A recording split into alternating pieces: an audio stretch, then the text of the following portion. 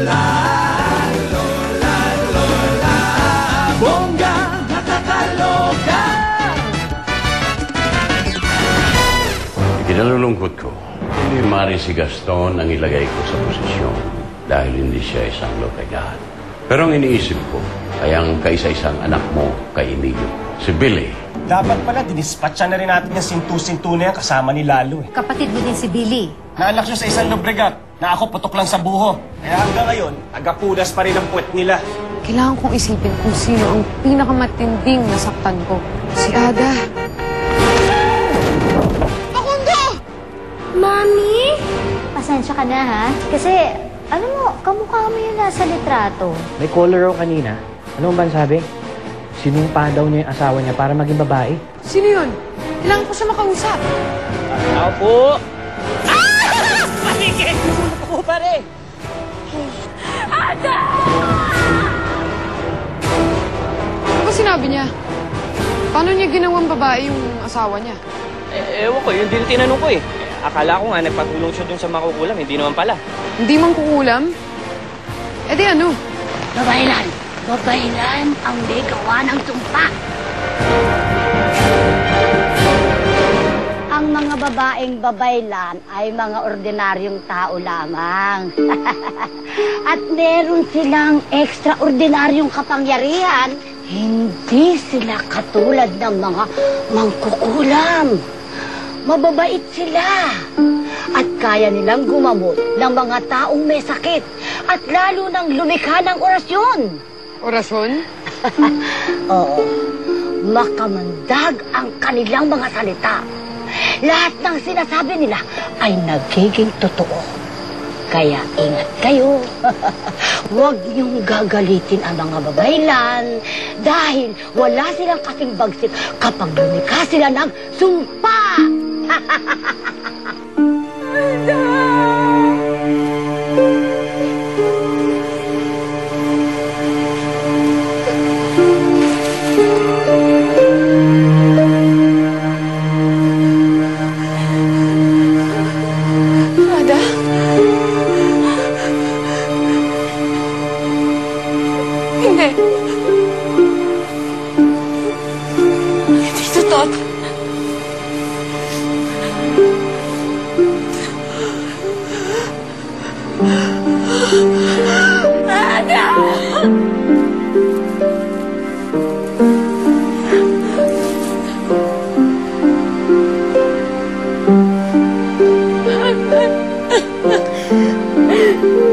Wala na si Sarah.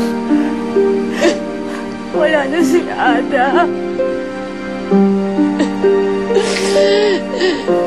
Wala na siya. Eh, paano niyo po nakilala yung babaylan na nagsumpa sa asawa niya? Meron ditong talon na malapit lang dito sa amin. At doon ang kanilang lagusan patungo sa isang liblib na lugar. At alam mo ba, karamihan sa kanila ay doon na naninirahan.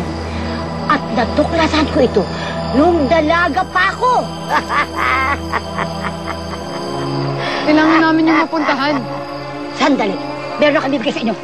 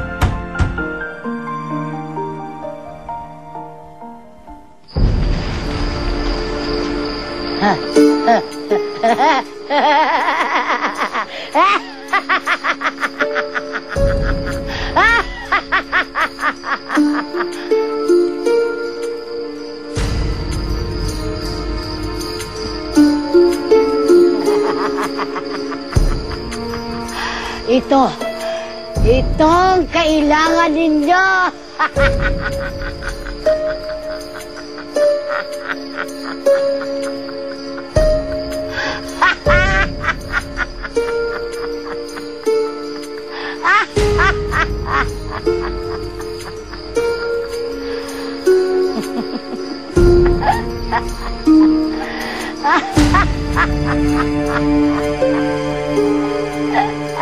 Ano to?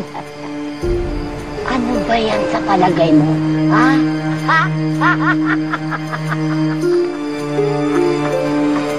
Bato? Hindi. Panghilod? Lalong hindi. Yan ang susi ng lagusan. Ha? Susi?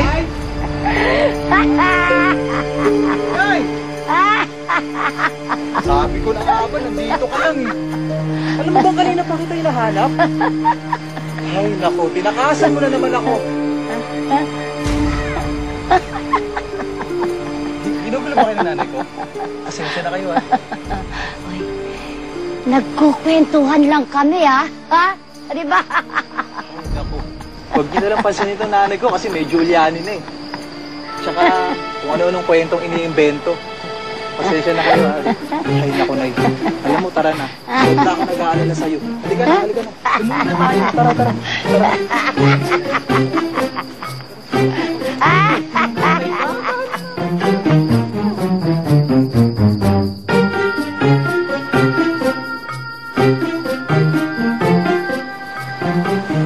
At least, meron na tayong panghilod.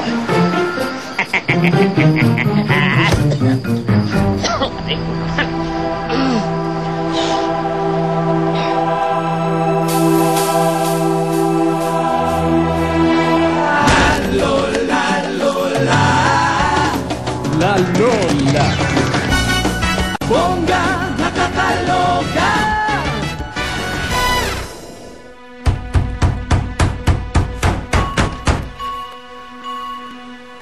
Bakit, Gaston? This oras na ng gabi, nagpapahinga na ako. Ano ba kailangan kong gawin para pagkatiwalaan mo ako? Lasing ka ba? Lahat na lang ginawa ko eh. Lahat ginawa ko para mahalin mo ako tulad ng pagmamahal mo kay Lalo. Pero hindi mo pa rin ako nakikita. Parati mo pa rin ako nilalagpasan. Bakit? Ano pa bang kailangan kong gawin? Ano pa? Buong buhay ko pinagsil